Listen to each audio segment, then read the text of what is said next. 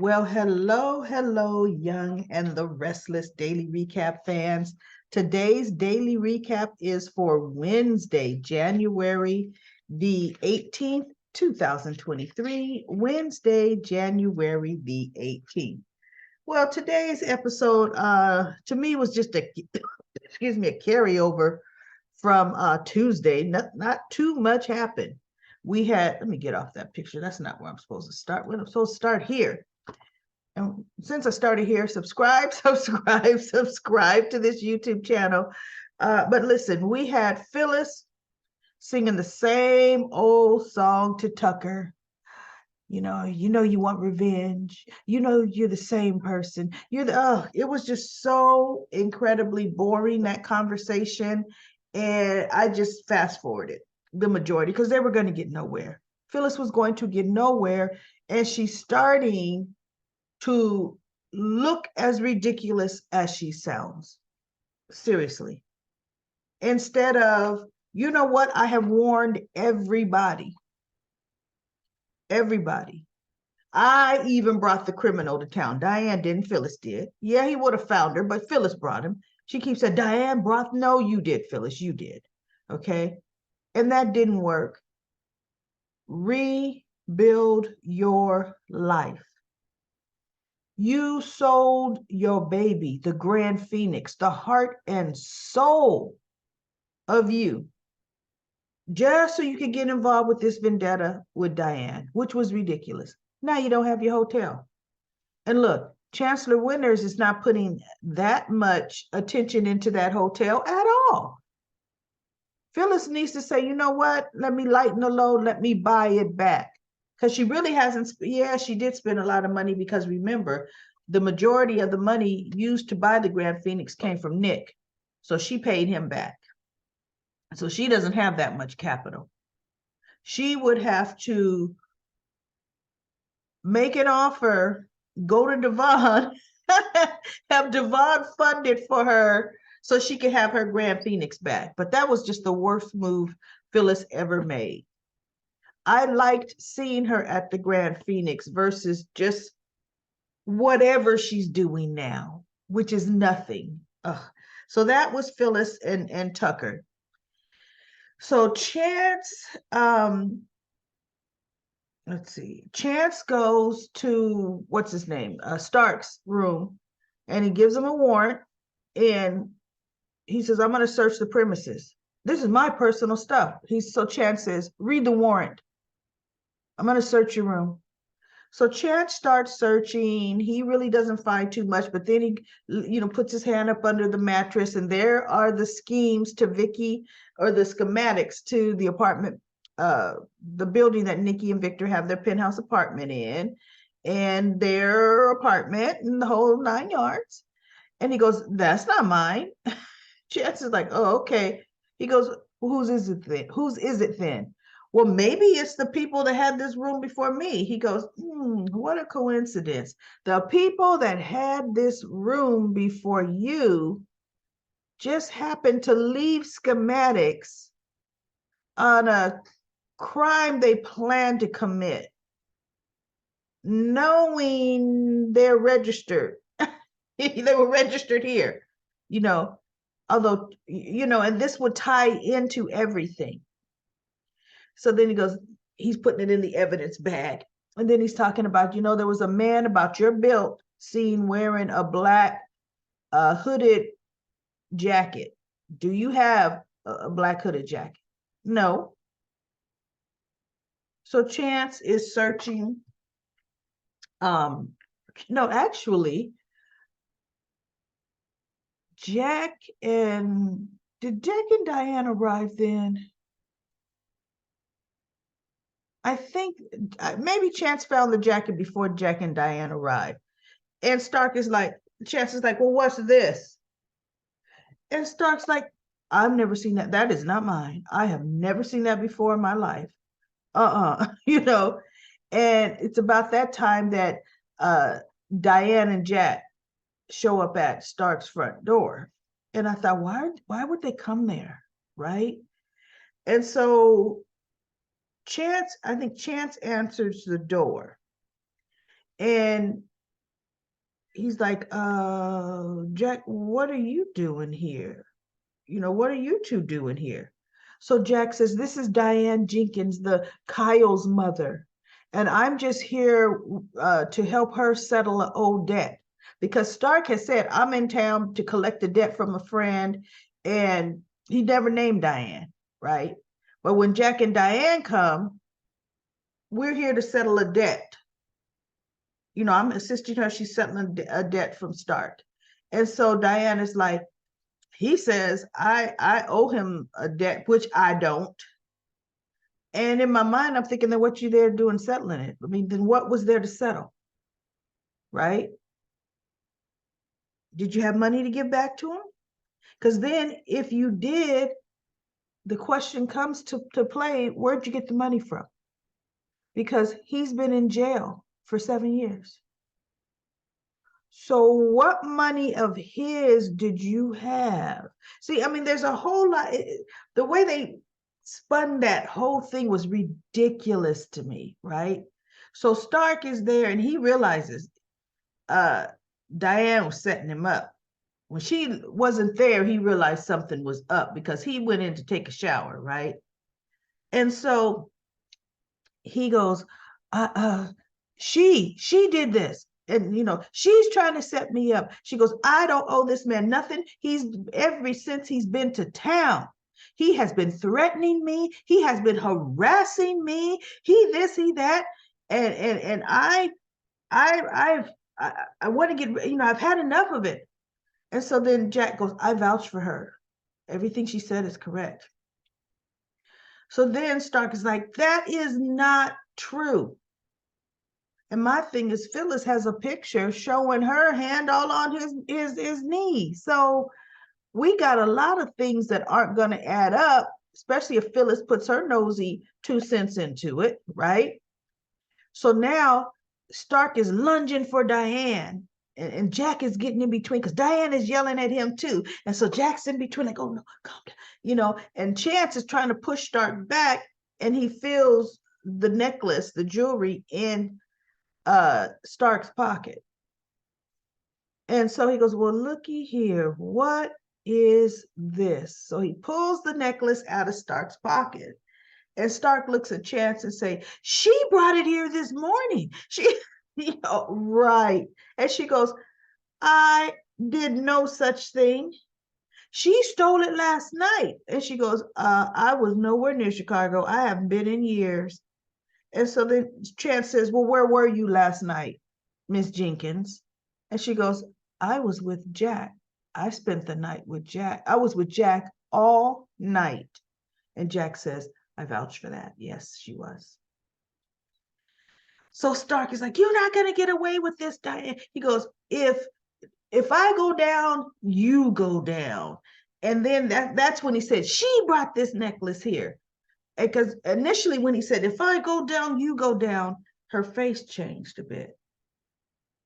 And then he just said, she brought the necklace. And then they, arguing some more. And Chance is like, Jeremy Stark, you're under arrest. And he puts handcuffs on him. And Stark looks at Diane and he goes, oh, you're going to see me again, Diane. And she looks, not for a long, long time. Oh, she's just, I've done it. And I'm thinking, wow. So now he knows you will lie and set him up. Then now he would know you gave evidence to the feds to put him away, didn't you? But what's so interesting to me, and I read this in Comic Corner the other day, that honestly, I think it's going to turn out that Diane is the leader. She was the one leading that whole laundering ring, and Stark was protecting her. Because if she was so afraid of him and she hated, once she found out what he was having her do, she was scared and she had to continue, he never would have warned her that the feds were closing in on him, telling her to leave, get away so she'd be protected. But you would protect your boss, wouldn't you? And I think he's holding back right now on spilling the true beans on Diane's true involvement in that. And I can't wait. I can't wait for it to slap Jack and Kyle in the face. Just slap them smack dab in the face. So now we have Devon, Lily, and Jill. You know what I like? Devon's ability to keep cool and explain himself. He explained himself very well, very well. And he said, I had apprehensions about merging in the first place. Because Jill says, why did you do it? You could have saved us, a whole lot of trouble. He said, I had apprehensions for the merger from the start. And so Lily looked at him and she said, he goes, but Lily kept asking me, kept after me to do it. And so Lily says, yeah, well, it didn't take that much convincing. So he looked at her, he goes, really? Really? Because to this day, you're saying you don't know what took me so long to make that decision. And she just looked. And as he was talking, he was saying, this company is important to me. It symbolizes so much more. It is not about the money. I have money. He said, but this is what Neil and I built this company. It was a symbol, a turning point in our life. He and I had overcome a very, it was a very tough time. They were almost adversaries. It was over Hillary, come on now. And they were at odds for a long, long time. And this was a healing for us. And we rebuilt our relationship. And he taught me, so he goes, this is personal. And so Jill says, well, there's a place for business and there's a place for personal. You have to be able to, to separate. And he goes, see, that's just it, Jill. That's where you and I differ. This company, Hamilton Winters, will always be personal to me, always. And I do not want anyone coming in taking a majority control, anyone. And Lily's kind of just listening. And so he goes, Neil would not want that. And so Lily didn't, because before she goes, Neil would hate what you're doing, when she was stomping out, pitching a fit before. But he goes, no. He and I built this from the ground up. He would not want this. That's why I want to buy it out.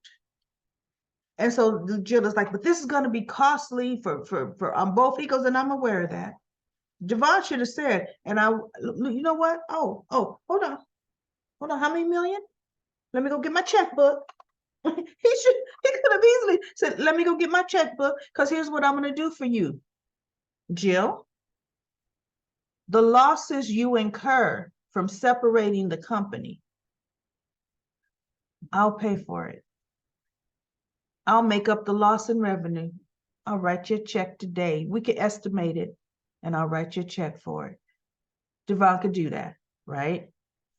And so Lily goes, Devon, what I don't get, she says, if you would just trust me to guide you through this process, you would see it's going to be okay.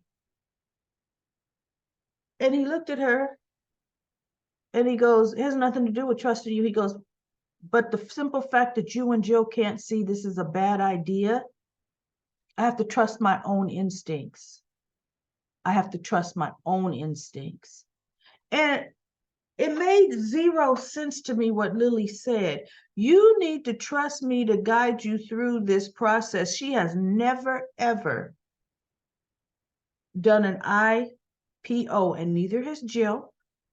They had their company's hands in the hands of Audra Childs, who was doing everything.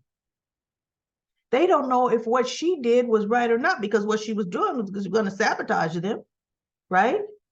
Doesn't mean she didn't start the ball rolling, but Lily couldn't analyze what should have been done, what shouldn't have been done. Was everything done right? What is transparent? What does she still not have knowledge of, Audra?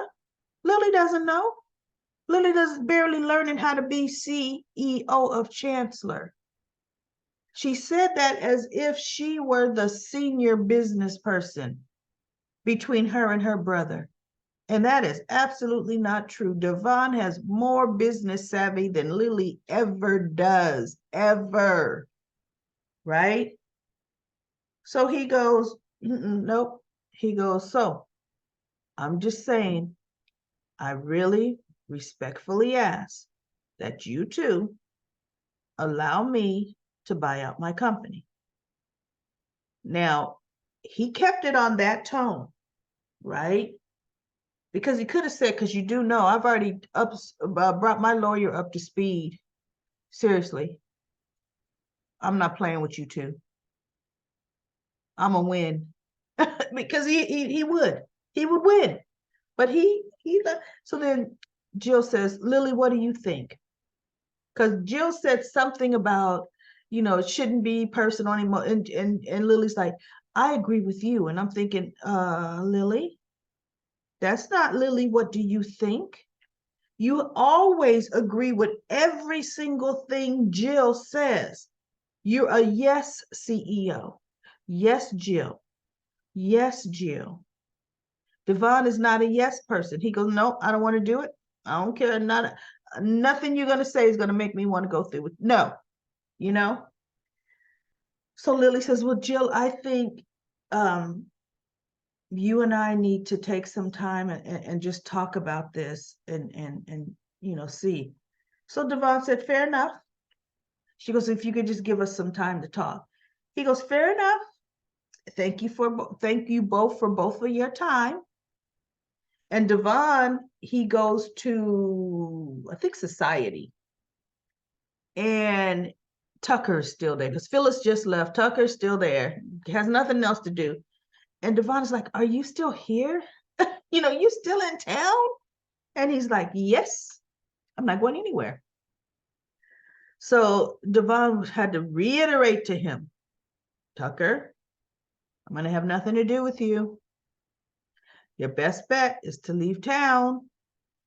And he's like, you know what? Devon has said that so many times to Tucker.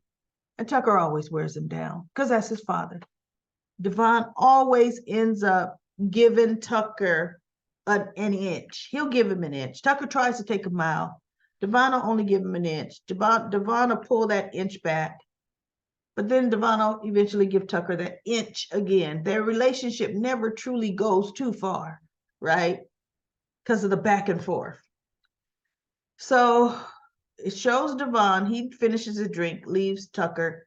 It shows Devon that goes back into his house, and Lily is still standing. She's coming more from that where they have the bar area, the fake kitchen area back that way, right? And so she goes, well, you know what? Jill and I have made our decision, and she's getting ready to tell him what they decide. And she's just looking at him. I already know they're going to decide, look, you want out so bad, you're out. You're out. So she's going to end up telling him that, and then she's going to end up telling him how disappointed she is in him. Watch, So anyway, that's what's going to happen. Devon, and if they said no, oh, he's out. Devon's still out within 2 months. He would definitely go to, like he said, I'm going to go public with my feelings on this IPO. He'd make life miserable for them. And not in a Phyllis blow up the universe way. Devon would be very cool, calm, business-like, calculated, and he would get the job done. So let's go to Comment Corner. Comment Corner. Anita says, Diane has cunningly seduced Jack into getting involved in her Jeremy scheme. Jack has been blinded by Diane's helpless act. Smiles. I'm so happy I found your channel. I really love your daily recaps. And then when you comment on our comments, that's great. Well, Anita, I am so happy you found my channel as well. That's what Comment Corner is all about. It's like we're chit-chatting about the soap. Thank you so much for those kind words. That it is great. And then Belinda says, I forgot to mention, Phyllis asked Chance, are you firing me? Phyllis asked Daniel, her son, are you firing me? Yes, she did. She goes, are you firing me? And he's like, I should. Because she hasn't put her head in the game to work not 1 ounce for Daniel, to get nothing done. And then Libby says, OMG, your hair is beautiful. You definitely don't look in your 60s, but I'm in my 70s and I love slang. I think snack sounds cute. So does beerb for a little bird. Now, how is beerb supposed to be a little bird? Okay, you know what? I'm not even going to get into that. And chonk or omega chonk, or not omega, or mega chonk for fat animals. Who made those up?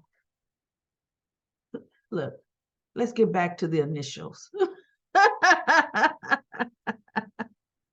Oh my goodness. I have younger friends on Facebook and they translate all this for me.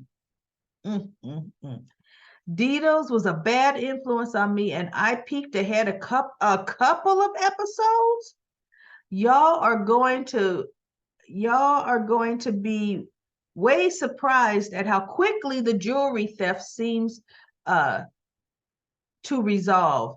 And they must have heard you, Daily Recap Lady, because the jewelry almost did have Nikki's initials on it. What does that mean? Almost did have. I thought it did have Nikki. I thought they read the initial start. So I can't. Now that you've looked ahead and said this, Libby, I'm still not going to look ahead, but I'm looking forward to what's going to happen.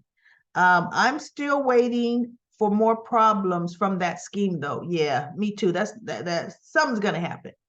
And I'm going to tell you, one of the reasons I don't look ahead is that confuses me in my mind as to what happened on the actual day's episode. Like right now, I'm talking about today's episode, Tuesday, the 18th. Well, if I'd already looked ahead to the 19th and maybe even the 20th, I would not be able to keep the days separate. And as I'm talking, I would end up telling you more of stuff in advance. And one of the things that my goal is for these recaps is not to take the place of anyone watching The Young and the Restless. I want you to watch the actual episode so we could come back and talk about it together, back and forth, So that's why, I don't like to spoil too much but I tell you, I wish there was some way I could get the network to allow me to play the episode on my channel. Boy, would that be great, right? So look, I'm working on that. I'm gonna try to work on that. So let's see. Ditos says, I don't know if anyone else remembers this, but when Lily and Devon were negotiating merging their companies, they made a pact that if anything went down between the companies, they would both walk away before they let it destroy their relationship. Well, Lily still does. She sure doesn't remember that, does she? Lily, I don't see you walking at all, right? And then LOL, Chance is Philip Chancellor, the third or fourth. I lost track. I know I think he's the third. But because Jill's son, I think, is the second. I think that's the way it goes. Yes, but that's his given name. It would be interesting to see him take over the family business, but that's not a good fit for Chance. I know it. Look, have we ever seen Chance in a suit? Realistically, yeah, for his wedding, that was probably the only time Chance was in a suit. That's just not him.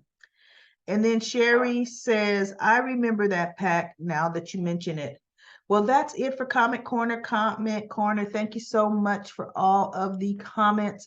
I will be back tomorrow now that Libby has me chomping at the bits for tomorrow's episode. I will be back tomorrow for another daily recap of The Young and the Restless.